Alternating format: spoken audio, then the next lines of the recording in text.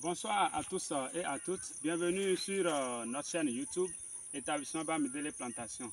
Alors, moi c'est Monsieur Tumudago Dele. Je suis consultant agricole, technicien spécialiste en plantation des bananiers et promoteur des établissements Bamidele Plantation. Bamidele Plantation, c'est une entreprise agricole créée dans le but d'aider les gens à mieux valoriser leur domaine inexploité et à mieux valoriser aussi leur ferme. Alors, notre spécialité, c'est la plantation des bananiers et sur des terres fermes, un peu partout sur le plan international. Et ici, nous sommes à Lokossa, dans la commune de Lokossa, où nous sommes venus travailler. Et on a fini. Et ce site, généralement, comment je fais? J'étais déjà venu en temps pour faire la visite de site. Et pendant ma visite de site, il y a des conseils techniques que j'ai donnés à notre client. Et il a obéi à ses conseils, il a respecté ses conseils. Et aujourd'hui, son site est amélioré et les choses évoluent très bien. Alors ensemble, nous allons découvrir ici comment les choses ont évolué chez lui grâce à nos conseils. La plantation des bananiers, je tiens à vous dire d'abord que c'est une plantation qui se fait sur des terres fermes. C'est bien possible parce que moi j'ai fait un an de formation dedans, je suis un Camerounais et c'est bien possible sur des terres fermes. Alors, vous voyez là, c'est des palmiers. La caméra peut vous montrer là, c'est des palmiers là. Vous voyez, c'est des palmiers. Maintenant, nous sommes venus pour lui faire une plantation de bananiers. Et entre-temps, oui, vous pouvez venir avec moi, oui, rapprochez-vous un peu. Oui, entre-temps, c'était très touffu, très touffu. Et le client, il a investi vraiment, c'était pas encore ce qu'il désirait. Les choses n'évoluaient pas telles qu'il voulait. Et c'est ainsi qu'il est tombé sur mes vidéos présentations sur YouTube. Et pas fini, il m'a suivi et il m'a contacté. Il m'a contacté et je suis venu effectivement lui donner des conseils très pratiques. Et aujourd'hui, il a respecté ces conseils-là. Et ça évolue bien. Et je l'ai aidé à mieux cadrer ses investissements pour qu'il dépense moins, mais quand même atteindre l'objectif. C'est ça que je dis souvent, l'étude du projet dépend du client, de la position géographique du site, et des moyens de la personne et plusieurs autres atouts qu'il faut avoir sur la ferme. Et donc j'étudie tout ça en fonction de comment se présente la ferme du client ou bien comment se présente le domaine de notre client. Donc, chez nous, nous faisons des travaux avec des garanties de remplacement des plants après plantation. Donc c'est une affaire de terrain. Quand vous me contactez, vous devez être sûr qu'avec nous, c'est la confiance. Parce que c'est une affaire de terrain et il faut que je vienne d'abord vous rencontrer. Et c'est juste, au début, c'est juste les frais de déplacement que je fixe selon la zone de rencontre. Et quand je viens, je vous dis maintenant ce qu'il y a lieu de faire. Et comme ça, dès que vous êtes prêts, on lance les choses 5 sur 5. Le client n'est pas ici. Lui, il travaille dans le nord, non, dans le centre Bénin.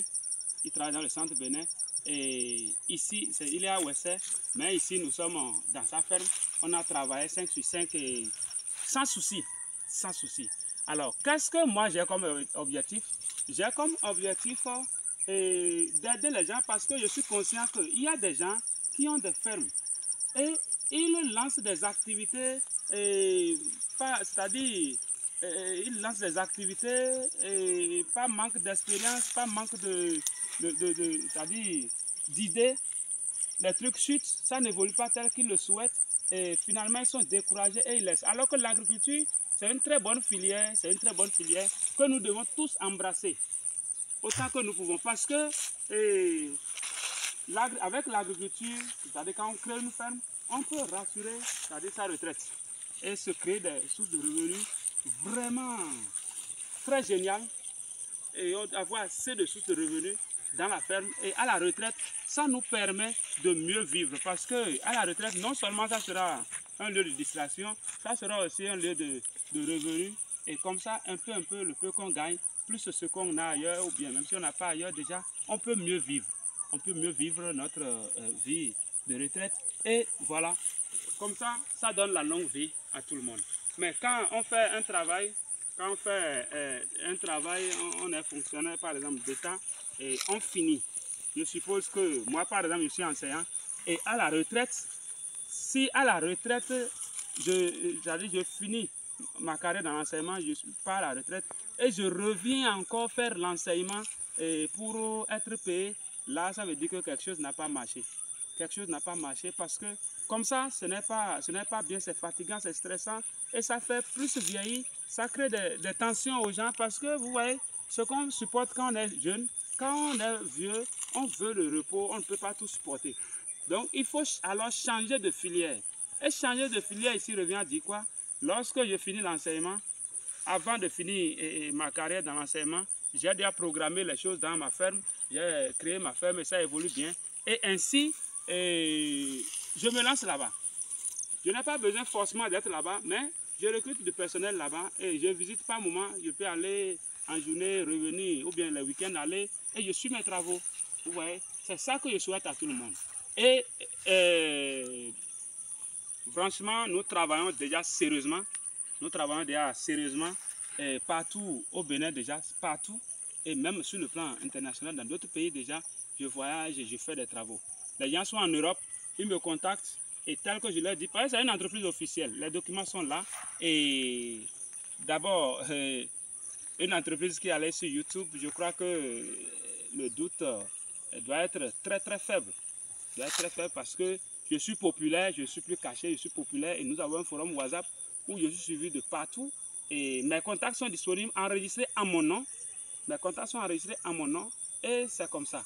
Donc vous voyez ici cette bananeraie, et je dis excusez, et cette palmeraie, le client il avait fait une palmeraie quand j'étais venu, je lui ai suggéré comment il va faire pour l'entretien et désormais tout ça pour lancer cette filière.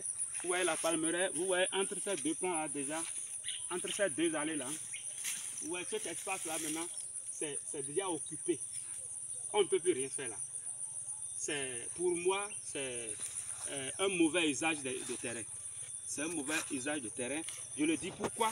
Je ne dis pas que la palmeraie ce n'est pas bon, c'est bon. Mais il faut faire des cultures, les choix de cultures selon la superficie que vous avez, selon vos capacités financières et selon, c'est-à-dire vos atouts aussi disponibles.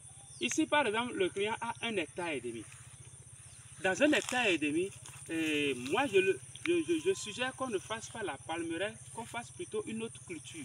Et la palmeraie, on peut, si c'était qu'il a 10 hectares, il peut prendre peut-être 1 hectare pour faire la palmeraie là-bas.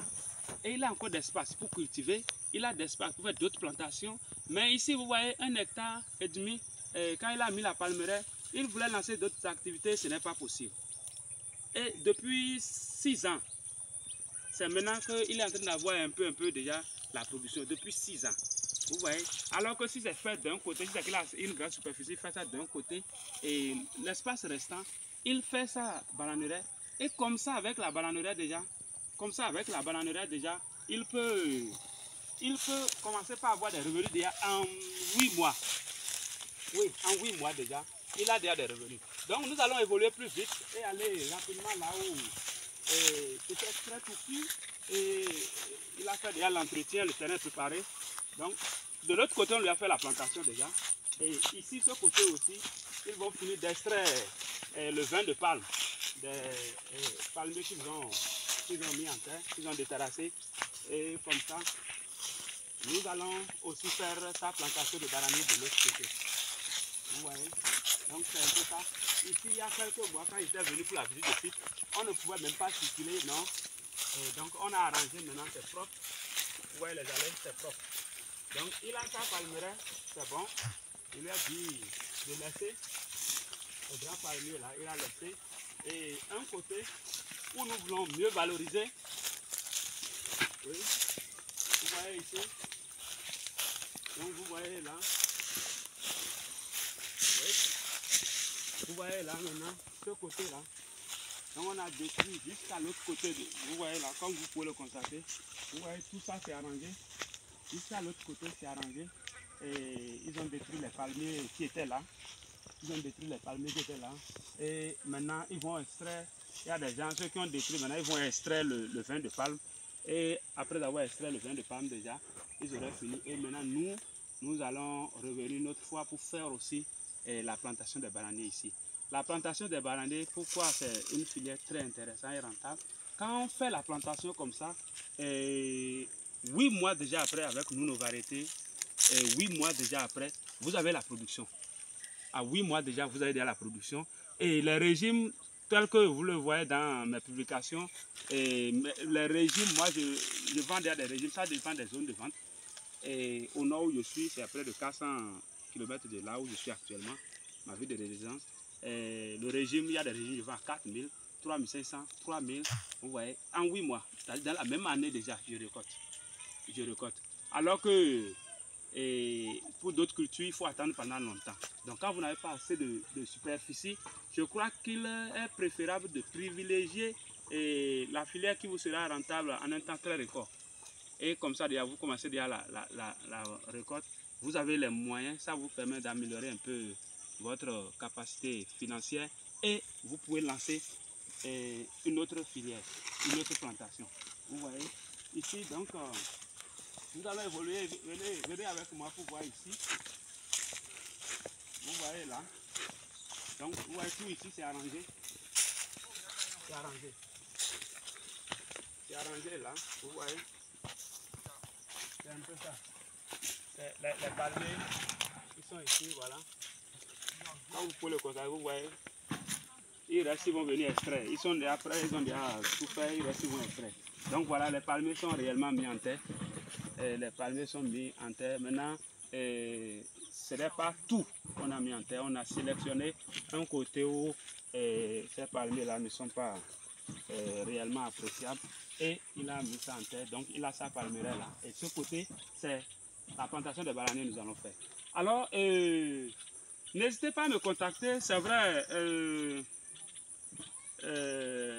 d'autres vont me juger jeune, mais en réalité, ça n'a rien à voir avec l'âge. Moi, je suis béninois, je réside à Parakou et je suis aussi enseignant.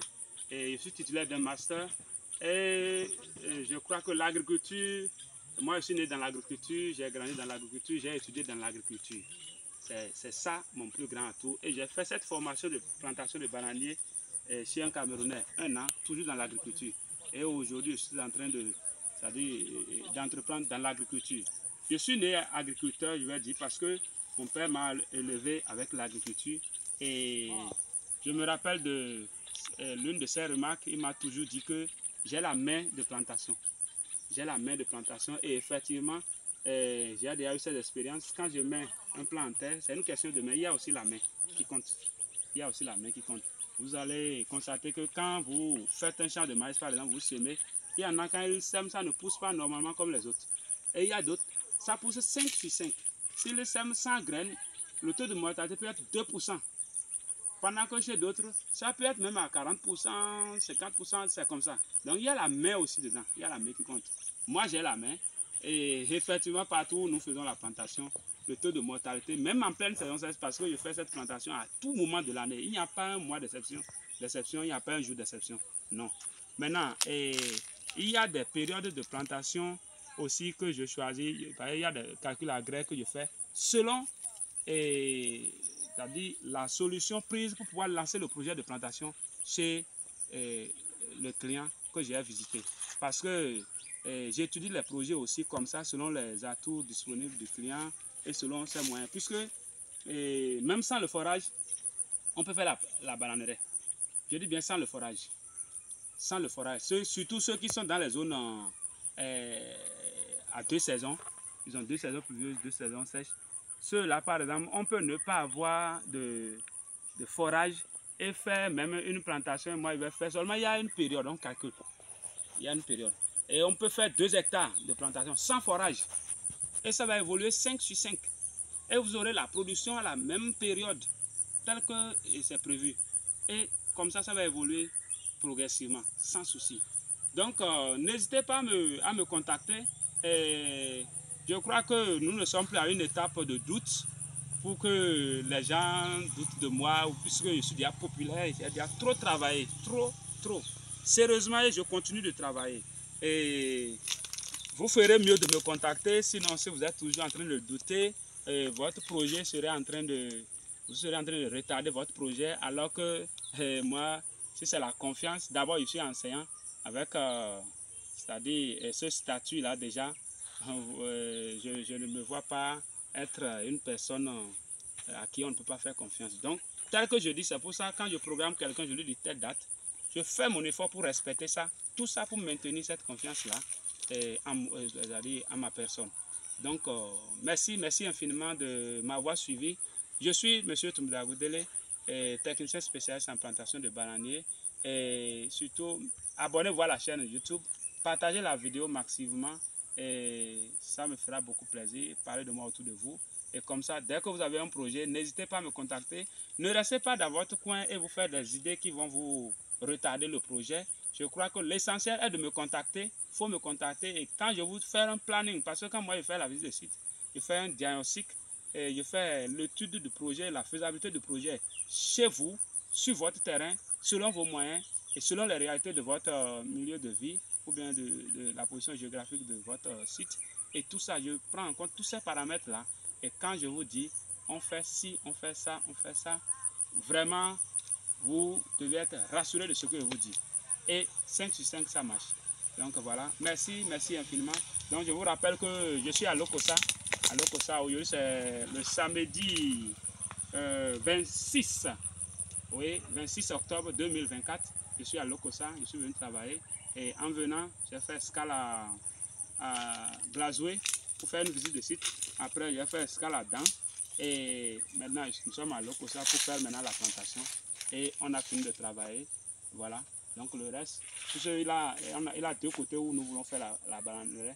On a déjà planté de l'autre côté. Et c'est maintenant le tour d'ici pour lui faire la plantation. Merci infiniment. Abonnez-vous à la chaîne. Partagez massivement afin de toucher d'autres personnes.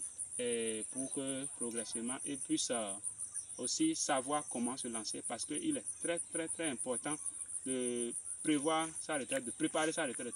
Surtout la retraite, c'est de ça qu'il s'agit. C'est de ça qu'il est question ici. Comment préparer sa retraite à partir de l'agriculture. Et voilà, merci beaucoup, disons à la prochaine.